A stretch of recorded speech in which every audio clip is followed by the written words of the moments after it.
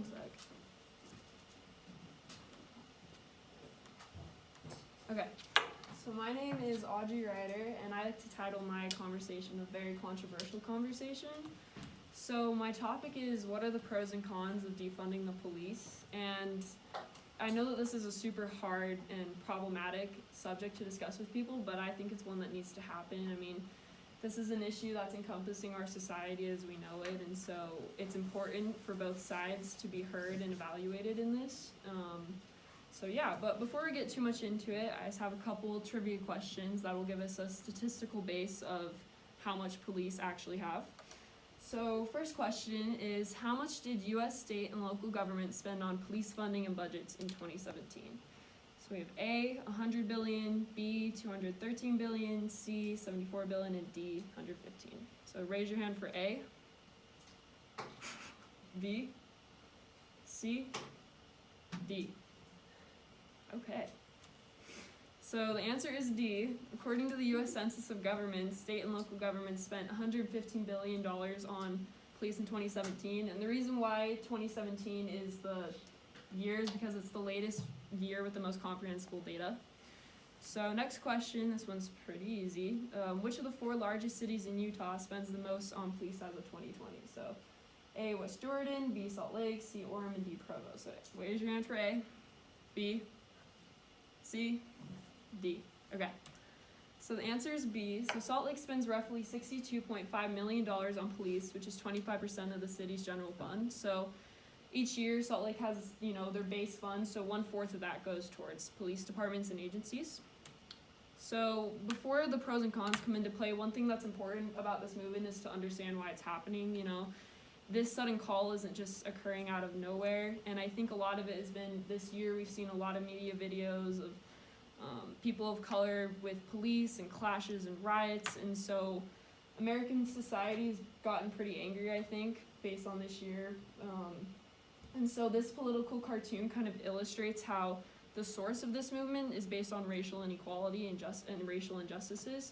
So the picture, it depicts a lose-lose situation for African Americans. They obey the law, they might get killed. They don't obey the law, they might get killed. And so that's kind of just the source of why this movement has started. So some of the pros for defunding the police. The first one is, if we take money away from defunding the police, we have opportunity to aid welfare and community programs by giving money for them to grow. So, if you take money away from something, there's always the chance you can redistribute it elsewhere. And another term is, with reallocation of funding, we could take money away and put it towards professionals that are specialized and trained. So the community could develop psychologists, psychiatrists, and drug rehabilitation. And one example of this is Oregon just passed a law to decriminalize drug possession. So one thing that this law does is that, it makes it so if someone's caught with drug possession, instead of sending them to prison, you're sending them to drug rehabilitation. And so they took out money for that rehabilitation instead of imprisonment.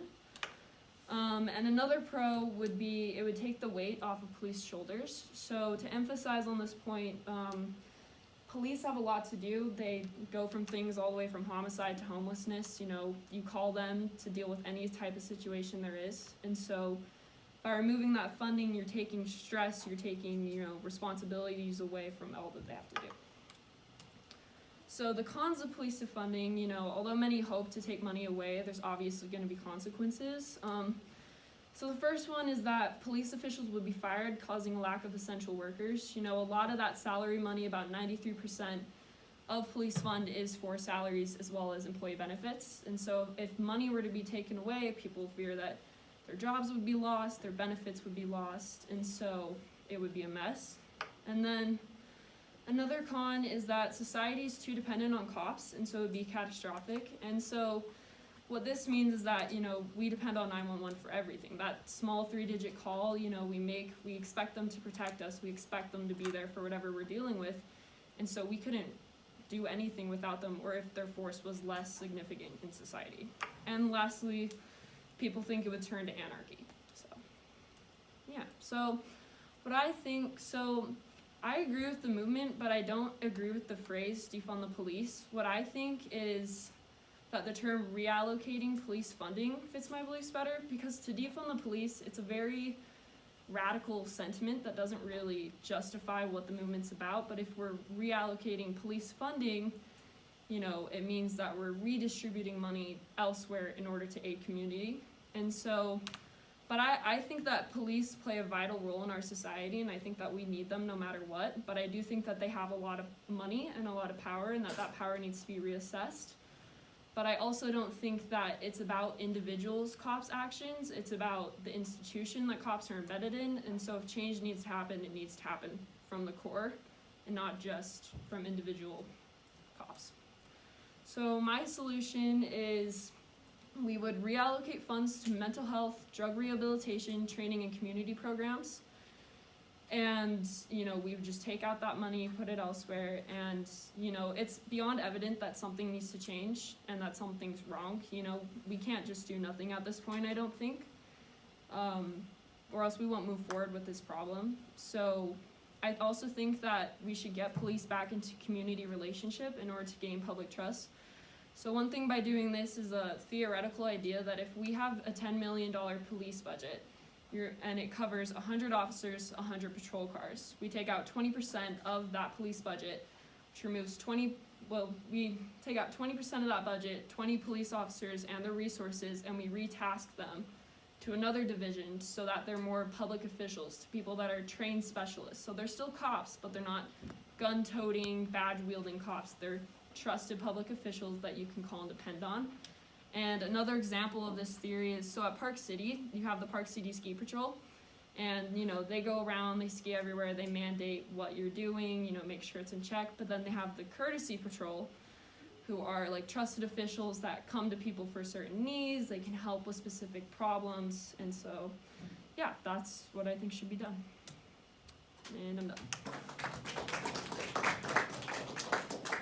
Abby. With your solution, would you still have police, and how would they get police? Yeah, I would still have police. I don't think that we as a society can live without police, but I do think police, they have so much to do. We call their tasks vary so much. So I think that police need to be retrained in certain areas, take out some of that money towards specialists, have them gain public trust, but we can't live without police, I don't think. Next question. Adam? How successful these drug rehabilitation programs are being? Are they better than prison? Well, it's kind of just based on the theory that if we want to be a nation that's progressive in the way of rehabilitating people or imprisoning people, but I don't know the statistics for it, but I think it'll be interesting to watch Oregon and see what they do, because it's huge what they just did with decriminalizing drugs. So that'll be interesting if that drops criminal rates or helps, so I don't know. I actually know that they tried this in Portugal, I don't know when, but it was less than 5 years ago and actually worked. And people weren't trying to hide these drugs, they were seeking help.